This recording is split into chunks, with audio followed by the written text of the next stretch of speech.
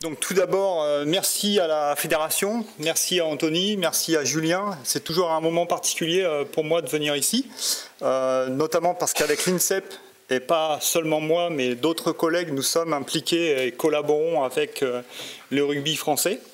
Donc c'est un point important et à noter, et c'est toujours un plaisir pour nous de collaborer et de mener des expérimentations diverses dans différents champs avec une fédération qui est toujours à la pointe de l'innovation et des avancées scientifiques avec des applications pratiques, c'est important. Et c'est une chose qui me tient à cœur en particulier, donc j'en viens à mon parcours, et en fait c'est la raison pour laquelle moi j'ai fait un doctorat. J'étais avant tout homme de terrain, préparateur physique, physiologiste de l'exercice aussi par défaut, responsable de performance pour différentes fédérations, clubs professionnels en football, en rugby. Et j'avais fait à l'époque un DESS avant de m'orienter parce que j'avais rencontré pour des problématiques justement de suivi avec des fédérations, Grégoire, qui m'a encadré avec Olivier Girard, que vous avez vu aussi, sur une thèse spécifique donc au stress environnemental. Donc merci aussi aux différents intervenants qu'on a eu depuis ce matin, qui ont dressé le portrait en fait de l'usage du stress environnemental et qui me permet de conclure en fait sur les adaptations croisées, la combinaison des stress environnementaux. Donc qu'est-ce que c'est exactement? Donc on l'a vu, on peut utiliser un stress quelconque, que ce soit la chaleur, que ce soit l'hypoxie, pour favoriser des adaptations ou une certaine tolérance à un effort. Donc par définition, voilà, on s'appuie sur un stress et on va générer des adaptations générales et spécifiques. Et dans certains cas, en fait, on a la possibilité de permettre certaines adaptations ou tolérances vers un autre stress. Deuxième possibilité, qui en fait serait la troisième, on en a trois, mais j'ai repris l'ordre en fait de la définition d'un des auteurs de cette définition, c'est la possibilité de combiner deux stress à la fois pour générer une tolérance sur un autre stress. Et enfin, la dernière, qui correspond grosso modo à la première, la différence est liée en fait à la durée, où on va générer une adaptation générale sur un stress qui va se transposer sur une adaptation spécifique sur un autre stress. Donc, vous le voyez ici, dans un sens ou dans l'autre, en fonction du stress proposé. Donc, on l'a vu ce matin, on l'a vu cet après-midi, des adaptations possibles via un stress, mais dans la réalité, en fait, on est souvent confronté à des stress combinés ou qui vont s'alterner. Par exemple, là, vous avez sur l'image le désert. Il va faire très chaud en journée, mais en soirée, le contraste thermique est tel qu'on a froid. Voilà, c'est un exemple. Donc, pour aller de l'avant, le premier stress sur lequel on pourrait être confronté de façon combinée ou avoir des adaptations croisées, c'est l'altitude. Quand on est en altitude, il fait froid. Et les premières études qui ont été menées datent de 54, les années 50, sur le modèle animal, avec une exposition de façon chronique au froid et à la chaleur aussi, puis une réponse derrière sur une exposition hypoxique journalière, donc c'était avec des rats, et on peut voir que les rats qui étaient exposés au froid avant d'être exposés à une contrainte hypoxique étaient nettement moins tolérants que ceux qui avaient été exposés à la chaleur. Voilà, donc ça c'est la notion de tolérance croisée qui peut être positive ou négative en fonction du stress. Sur le modèle humain, un autre exemple, donc on n'a finalement pas tant que ça de littérature à l'heure actuelle, donc j'ai fait le choix de certaines. Bien évidemment, comme toute recherche, il y a des effets positifs, des effets négatifs, on le verra. Dans cet exemple précis de Fregli, et puis ensuite de Lunt, en 2010, vous avez 10 minutes d'exposition en normoxie, en hypoxie, donc de l'ordre de 0,12 de fraction inspiré d'oxygène. Donc on est aux alentours de 2500, 3000 mètres, un peu moins. Au repos et puis à l'exercice. Donc là, vous le voyez, l'exercice 100 watts sur un ergocycle, répété à 96 heures d'intervalle avec 5 minutes d'immersion en eau froide ou en conditions neutres. On a testé les deux efforts et vous pouvez voir donc la réponse en fonction du groupe. Donc ceux qui ont fait le test en conditions froides ou en thermoneutre et la réponse sur les variables de haute fréquence avec une large diminution après une exposition en conditions froides. Et puis, à l'opposé, la réponse en fait sur, je ne vois pas jusque là-bas, le pic d'O2 et les changements en fonction de l'immersion. Donc des réponses très individuelles. Un autre exemple avec l'ONE, qui a montré en fait une exposition intermittente en conditions réelles, hypoxie hypobar, 8 heures par jour pendant 4 jours, 6 heures les derniers jours. Donc vous avez la représentation du protocole, donc les 8 heures par jour, et puis un peu plus court sur l'autre versant, le tout en conditions thermoneutres à 24 degrés, et le test consistait à une test standard de réponse au froid, donc 2 heures au repos, au niveau de la mer, donc normoxy, et à 1 degré. Vous avez les réponses, donc une diminution de la température centrale et une augmentation de la température cutanée. Voilà, donc une meilleure tolérance en fait dans ce cas précis. Un autre exemple, donc ça c'était la première, on a vu sur le hypoxie et froid, on passe sur la versant cross-adaptation entre chaleur et hypoxie. Donc là c'est la première étude, il y a eu des études faites aussi avec l'animal, la première étude qui a été faite avec l'homme, donc ELED en 2012, qui montre un exercice au seuil lactique, donc la réponse sur un exercice au seuil lactique réalisé en conditions normoxiques, niveau de la mer, en conditions hypoxiques normobar, avant et après 12 jours d'acclimatation à la chaleur. Donc les 12 jours, comme on a pu le voir ce matin avec Sébastien. Vous avez donc en conditions normoxiques la réponse en termes de fréquence cardiaque et puis la réponse en conditions hypoxiques avec une augmentation donc de la fréquence cardiaque suite à une acclimatation en conditions chaudes. Un autre exemple avec Gibson qui a montré donc aussi suite à une acclimatation de 10 jours, 90 minutes d'acclimatation, donc sous forme isothermique, donc on maintient en fait la température 40 degrés versus contrôle, avec 30 minutes d'exposition en hypoxie normobar. Et de la même façon, ils ont fait les tests dans les différentes conditions. Vous pouvez voir ici que l'acclimatation, comme vu ce matin, a été bonne.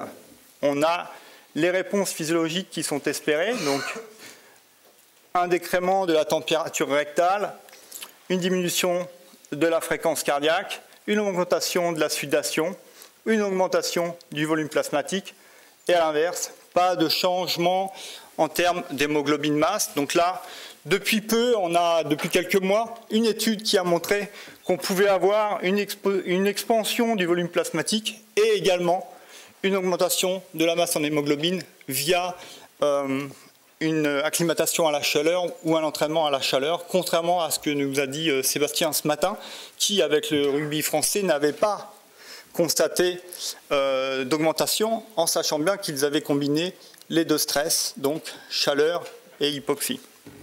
Donc là, on n'est pas dans ce cadre-là. Les résultats, donc vous les avez là, saturation qui va augmenter donc après l'acclimatation, versus le groupe contrôle, vous le voyez, aucun changement, avec une acclimatation à la chaleur quand on va être en condition hypoxique, au repos, puis aussi à l'exercice en fonction de la différentes intensités de VO2, vous allez avoir une augmentation de la saturation en oxygène. De la même façon, nous allons avoir une amélioration en termes de fréquence cardiaque via une diminution en fait, donc du nombre de battements minutes. Vous allez avoir en termes de VO2 une légère augmentation suite à l'acclimatation, alors qu'on n'a pas d'effet significatif, voire une diminution en conditions contrôle. Et enfin, sur le dernier versant, sur le quotient respiratoire, une amélioration via une diminution, et notamment une diminution de l'ordre de 23% en termes de consommation de carbohydrates. A l'inverse, on a pu constater sur un time trial qu'il n'y avait pas d'effet en fait de ces adaptations physiologiques en termes de performance. On a une diminution en fait sur la performance et malgré tout une petite augmentation mais non significative sur la VO2. Donc pas forcément de traduction sur cette adaptation croisée entre chaleur et hypoxie. Un autre exemple, toujours 10 jours d'acclimatation à la chaleur, donc 7 sujets, 40 degrés d'exposition, 25% d'humidité, donc il faut savoir que dans ces conditions, on ne l'a pas forcément évoqué ce matin, en termes d'acclimatation, on peut faire une acclimatation chaude et sèche, ou chaude et humide, ou intégrer progressivement l'humidité dans l'acclimatation. Je tiens à le signaler ici. Et dans ce cadre précis, donc Lee, après ces 10 jours d'acclimatation, à la chaleur ou à l'hypoxie, ont essayé de voir les réponses qu'on pouvait obtenir en conditions neutres. Donc vous le voyez, très peu de changements non significatifs sur la puissance sur un contre-la-montre, développé sur un contre-la-montre. Vous avez les évolutions en termes de puissance, et puis là, la traduction en termes de temps. Donc vous voyez très peu de changements. En conditions chaudes, on est en mesure donc d'avoir une meilleure une progression en termes de puissance. Vous le voyez, les puissances sont plus élevées sur le deuxième time trial et qui se traduit évidemment par un gain de temps sur la performance. Et de la même façon, en conditions hypoxiques, on a également des gains de performance entre l'avant et l'après acclimatation à la chaleur ou à l'hypoxie. Un autre travail plus récent, c'est les 2 derniers travaux qui ont été publiés dans les derniers mois. Donc Sotiridis, un collègue avec qui on collabore, donc Tadej Debevec, qui ont montré aussi toujours, donc ils ont gardé grosso modo le même protocole, 10 jours d'acclimatation à la chaleur, 90 minutes d'exercice avec une hyperthermie contrôlée, donc c'est-à-dire que là, on l'a vu ce matin, c'est une des méthodes qui est utilisée, il faut mesurer la température centrale, et là, on cherche à être aux alentours de 38,5 degrés, c'est l'objectif. Et donc, ils ont mesuré les pics VO2 évalués en conditions thermoneutres, hypoxiques et chaudes. Vous avez les résultats ici. Donc, aucun changement significatif en termes de VO2 pic sur le gros, comment on le traduit, l'efficience mécanique ou métabolique. Vous avez un changement significatif sur le seuil respiratoire, sur le CO max et enfin sur le travail. Vous le voyez, des réponses différentes malgré pourtant une augmentation en fait du volume plasmatique, donc une première adaptation physiologique, et à l'inverse pas trop de réponses donc sur des facteurs physiques. Et tout ça, ils ont pu l'expliquer via des corrélations avec, on en a parlé aussi ce matin, des variations individuelles importantes. Vous voyez, avec 8 sujets sur 12 qui avaient quand même une réponse supérieure, 7 sujets sur 12 qui avaient une réponse supérieure, avec une légère augmentation de la consommation maximale d'oxygène. On en arrive toujours, Chaleur-Franc l'a parlé ce matin, avec l'exemple de Stéphanie. Donc je reviens très rapidement sur le protocole. On l'a évoqué ce matin. Sa préparation, on a déterminé des mesures pré-post pour voir les effets et puis des mesures pendant la compétition, et puis exactement le protocole qu'on a présenté ce matin, les 6 sessions de STHA, donc c'est Short Term Heat Acclimation. Donc on peut faire 14 jours comme préconisé, mais on peut faire aussi 6 jours quand on manque de temps pour avoir une acclimatation partielle. C'est ce qui avait été décidé. Donc je ne vais pas revenir dessus. Les résultats, on les avait là, on les a vus ce matin. Donc la réponse à l'acclimatation à la chaleur, tout à fait convenable et espérée. Et ici, vous avez les réponses, en fait, sur les simulations. Donc on l'a vu ce matin, simulation avec une performance à moins 20 degrés, suivie de la reproduction en fait, des conditions de vol avec le masque hypoxique, suivie d'une performance à nouveau en conditions chaudes à plus 35 degrés. Et dans les deux cas, on peut constater que l'acclimatation en fait, à la chaleur a fonctionné pour améliorer la performance. Donc vous avez la performance ici, plus 12% d'augmentation après 6 jours seulement, de la même façon en conditions chaudes, et des réponses physiologiques qui étaient en faveur en fait, de l'adaptation et en faveur de la performance, avec notamment une diminution de la température de la peau et puis une diminution, vous voyez, sur toutes les perceptions, donc d'effort, mais aussi de sensations thermiques, de confort thermique, et c'est valable dans les deux conditions. Donc là, c'était la question scientifique, entre guillemets, à laquelle on voulait répondre en accompagnant Stéphanie, savoir si on pouvait, à l'aide d'une acclimatation à la chaleur, également avoir un effet de tolérance croisée avec la condition froide. Et pour ça, on s'était appuyé sur le travail de Park, qui lui-même s'était appuyé sur un travail plus ancien des années 65 de l'armée américaine, et qui ont montré qu'après 14 jours d'acclimatation au froid et à la chaleur, donc c'était combiné, et c'était un peu le même cas en fait pour Stéphanie, on était au mois de janvier, et à cette époque, elle s'entraînait donc à l'extérieur sur ces distances d'entraînement, et on faisait l'acclimatation en conditions chaudes à l'INSEP. Donc on avait grosso modo le même genre de réponse, et là aussi vous pouvez voir qu'on a des ajustements en termes de température centrale, en termes de température cutanée, et puis également une diminution des sensations et des conforts thermiques. Ça a été évoqué ce matin aussi. C'est une forme en fait d'adaptation croisée. Donc ce crosstalk, vous voyez les titres. Est-ce que l'acclimatation à la chaleur permet d'améliorer la performance en conditions thermoneutres, tempérées? C'était une question débattue auquel beaucoup ont répondu au travers de différents commentaires. Donc juste 2 exemples. 3 semaines d'immersion en eau chaude après entraînement. Ça correspond à 2% d'amélioration de la vitesse sur 15 minutes de course jusqu'à épuisement. Donc ça, c'est un premier point en faveur de l'acclimatation et de possibles transferts sur les conditions tempérées.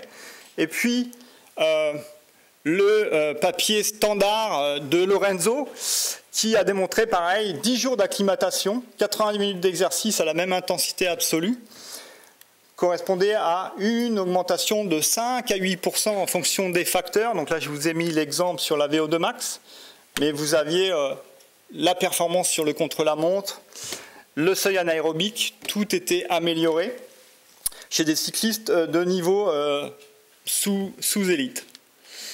A l'inverse, donc les opposants disaient que ça ne fonctionnait pas avec 2 semaines d'acclimatation à la chaleur dans l'environnement naturel qui, malgré tout, ont démontré des effets, mais non significatifs entre les groupes, le groupe contrôle et la condition chaude et condition neutre, groupe neutre et groupe contrôle.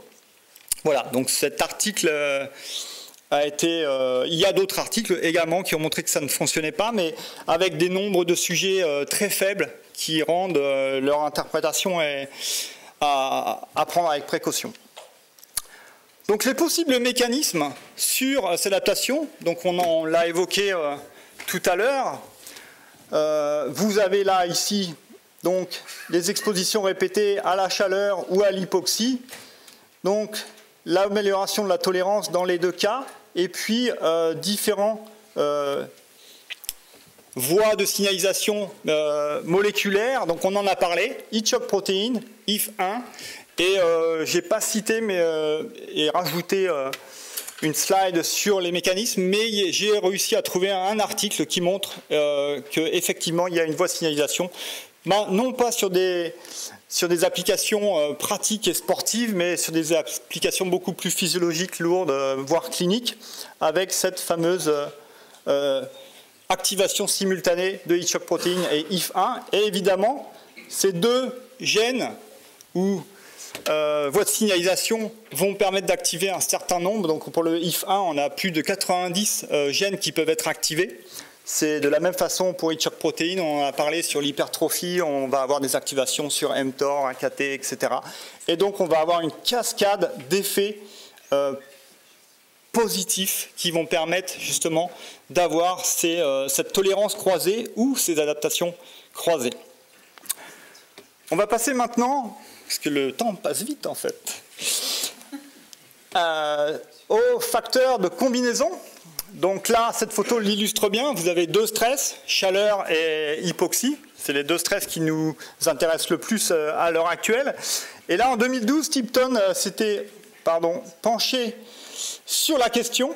Donc en 2012, vous voyez le nombre très restreint d'articles qui avaient été publiés sur la combinaison des différents stress. Qu'on combine hypoxie et froid. Donc là, en conditions naturelles, c'est ce qu'on retrouve habituellement. Hypoxie, chaleur. Aussi des simulations de microgravité avec donc de l'immobilisation couchée, avec hypoxie, chaleur, froid, etc., etc. Cross-adaptation. Donc très peu d'articles. Je vais commencer tout d'abord par l'étude qu'on a faite avec Grégoire, qui est une forme en fait de combinaison de stress. Donc on va combiner deux fois le même stress, deux fois l'hypoxie, mais avec des méthodes différentes. Donc là, c'était une étude que nous avions réalisée il y a quelques années. Donc avec des joueurs de hockey sur gazon de très haut niveau. Certains avaient fait les Jeux Olympiques.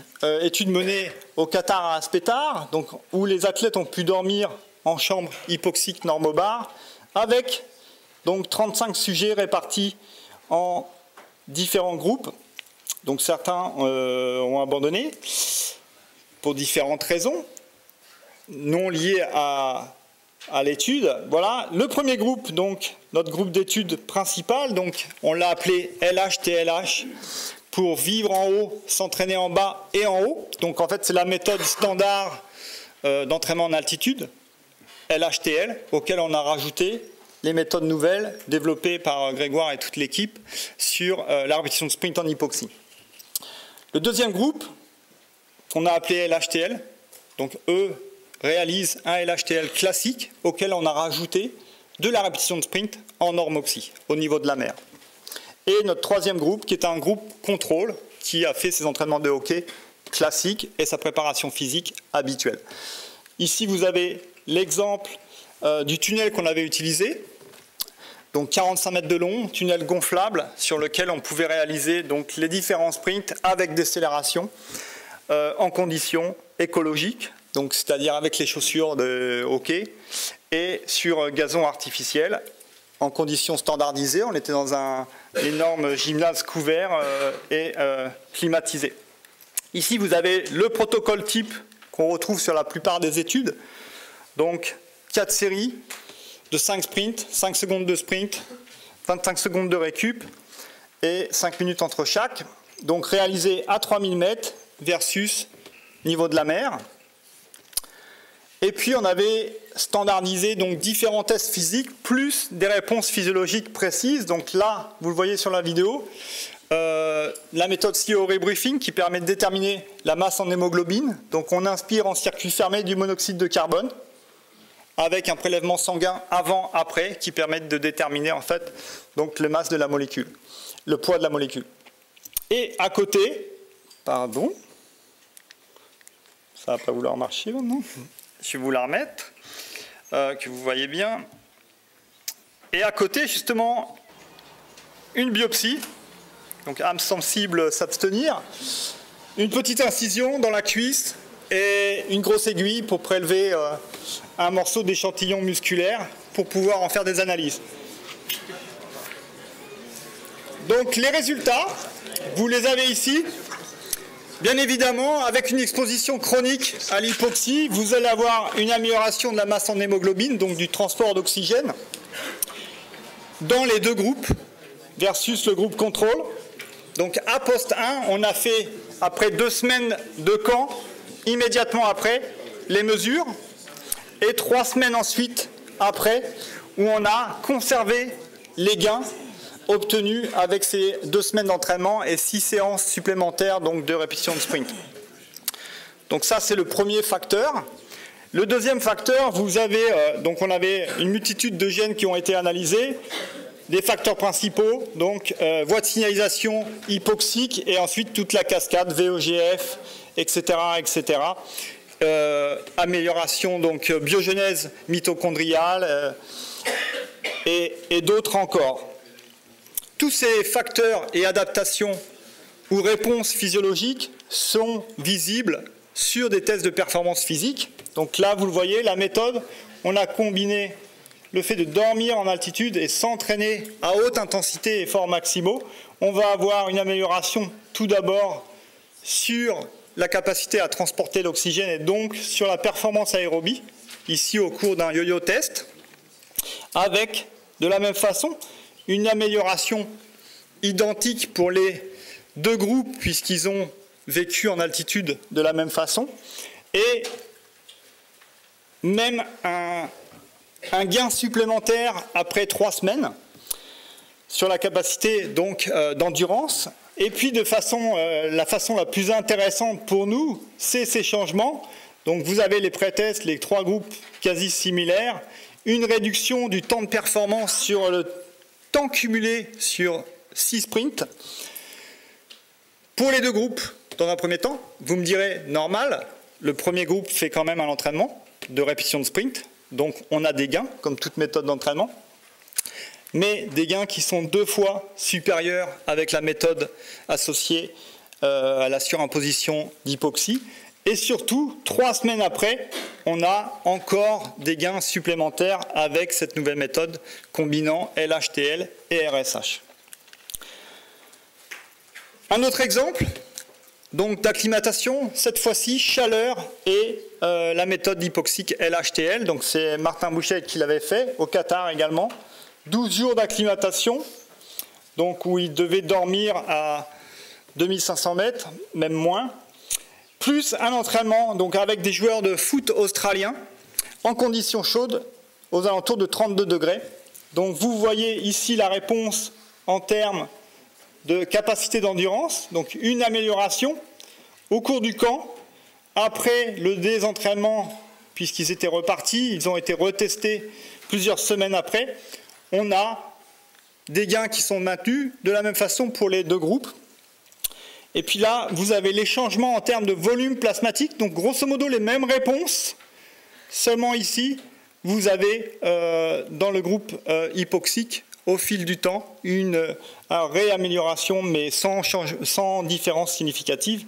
Et puis en termes d'hémoglobine masse, donc pas de changement avec la chaleur, par contre des gains en termes d'hémoglobine masse sur l'entraînement hypoxique. Un autre exemple, toujours le même type d'acclimatation à la chaleur et d'exposition à l'hypoxie. Donc vous l'avez, le protocole, 3 semaines d'intervention, des mesures avant, 3 semaines, donc c'était les mêmes athlètes, non je dis des bêtises, le même protocole, 2 groupes d'athlètes, acclimatation à la chaleur versus acclimatation à l'altitude versus entraînement tempéré. Voilà. Donc 33 degrés versus 3000 versus 14 degrés. Les résultats, ici, donc vous le voyez, pas besoin de trop les discuter, presque les mêmes réponses dans tous les cas, en tout cas sans aucune différence significative. De la même façon, sur un time trial, en pourcentage sur un 3 km en conditions combinées en conditions chaudes ou contrôle. On voit qu'il y a finalement, seulement dans la condition chaude, un petit effet avec une diminution de la performance. Donc pas forcément d'intérêt sur cette étude à combiner les deux stress. Voilà. Et autre point, sur un deuxième article qu'ils ont publié, ils ont constaté que le fait de cumuler les deux méthodes annihilait en fait les adaptations qu'on pouvait avoir en termes d'acclimatation à la chaleur. Un autre exemple, on l'a évoqué, c'est un travail de Léo Morlet qui est ici présent pendant son année de master, où on a justement combiné occlusion vasculaire et conditions chaudes. Donc vous le voyez, occlusion plus 35 degrés. Sur un exercice de demi-squat, 4 séries à 30% de ARM. Les protocoles sont très rapides à réaliser, hein, c'est 3-4 minutes, pas plus d'effort. Vous voyez, c'est 30 reps suivi de 15 reps, 15 reps, 15 reps, avec une récupération de 30 secondes seulement entre chaque, et un niveau d'occlusion qui est déterminé au préalable avec échographie en fonction de la pression artérielle individuelle de chaque sujet. Les résultats, donc on a validé avec cette nouvelle méthode des gains plus importants en termes de circonférence donc des cuisses, hein, de l'ordre de 6%, vous le voyez, versus 4% avec l'occlusion seulement, qui se sont traduits aussi par des gains plus importants en termes de force maximale, qui se sont eux-mêmes traduits en fait en un transfert sur des performances en sprint sur 10 mètres. Malheureusement, pas de différence significative sur les performances, sur la performance RSA. Voilà, avec quelques gains, mais non significatifs. Un autre exemple, ça a été évoqué aussi dans le public, sur la possibilité d'avoir des applications, ou du moins des effets ergogéniques en s'appuyant sur la nutrition. Ça, c'est un autre travail de thèse qu'on a en collaboration avec Liverpool, sur des restrictions en carbohydrates qui ont été démontrées comme étant intéressantes pour générer aussi des adaptations sur certains entraînements, cette fois-ci combinées avec de l'entraînement en conditions chaudes. Donc on avait 3 groupes, un groupe contrôle, un groupe training low seulement la restriction en carbohydrates et entraînement en conditions tempérées, et un groupe qui appliquer la restriction en carbohydrates plus l'entraînement en conditions chaudes, les différents paramètres physiques qui ont été mesurés et tout un tas de paramètres physiologiques qui sont actuellement en cours d'analyse. Je ne vous présenterai pas les données aujourd'hui, mais à l'heure actuelle, il semblerait que finalement le résultat de ce type d'intervention ne soit pas si positif comme on a pu l'évoquer, notamment parce que les stress sont trop importants et le fait de les avoir combinés a certainement annihilé, en tout cas dans un premier temps en termes de performance, il semblerait qu'on n'ait pas d'effets positifs. Peut-être qu'en termes d'adaptation physiologique on verra quelque chose, mais ce n'est pas le cas. Il me reste peu de temps. Je vais finir très rapidement, c'est tout récent aussi, Mujica qui a évoqué, on l'a évoqué aussi aujourd'hui, sur la possibilité donc de combiner, mais aussi la possibilité de planifier différemment les camps, à la fois en altitude ou en conditions chaudes. Donc là vous l'avez, vous avez du NH, vous avez de la chaleur, et la possibilité en fait de pouvoir tout au long d'une planification utiliser les différentes méthodes et de cumuler les effets entre ces différentes méthodes. Et là, c'est tout récent, une étude sur un case study, j'en ai parlé aussi ce matin, avec un marcheur élite, 7 cycles d'entraînement tout au long du plan pluriannuel pour les Jeux Olympiques, c'était les Jeux Olympiques de 2008, avec des expositions, donc c'est les flèches, les barres en gris à l'altitude, et puis ici des expositions aussi à la chaleur. Vous avez les charges d'entraînement, et puis sur les versants de droite, vous avez les réponses en termes de changement en termes d'hémoglobine masse et de performance sur un time trial, donc avec des gains au fil de la planification pluriannuelle et surtout qui a résulté au fait qu'ils ont réussi à récolter une médaille olympique. C'était une médaille de bronze si mes souvenirs sont bons. Donc juste pour conclure sur cette présentation, voilà un nouveau champ scientifique qui offre des opportunités d'applications diverses, donc comme ça a pu être vu sur toute la journée, des applications pratiques en termes d'optimisation de la performance, mais aussi des applications cliniques, des applications aussi en termes de rééducation, on l'a évoqué. Bien évidemment, les réponses sont individuelles, donc moi j'aime bien citer un article, je ne vous ai pas mis la slide, mais Sébastien l'a évoqué aussi. Finalement, est-ce qu'on a des bons, des mauvais répondeurs?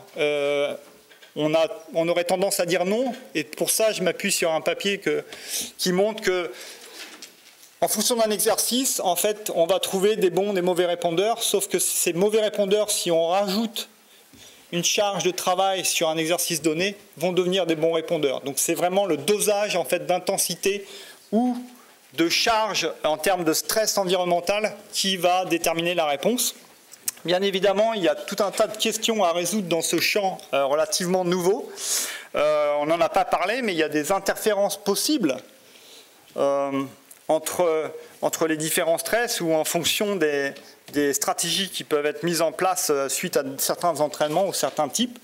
Je l'ai dit, en termes de dosage, on est loin encore de savoir quel est le dosage optimal, surtout quand on va combiner des stress. Donc on a montré là sur certaines études que ça ne marchait pas, mais il est possible aussi, on a eu l'exemple cet après-midi avec Anthony, leur camp en Afrique du Sud, altitude plus basse, conditions chaudes et des retours, bon ça n'a pas été mesuré en tant que tel, mais des retours très positifs. Donc le dosage était peut-être différent, et ça a très bien fonctionné.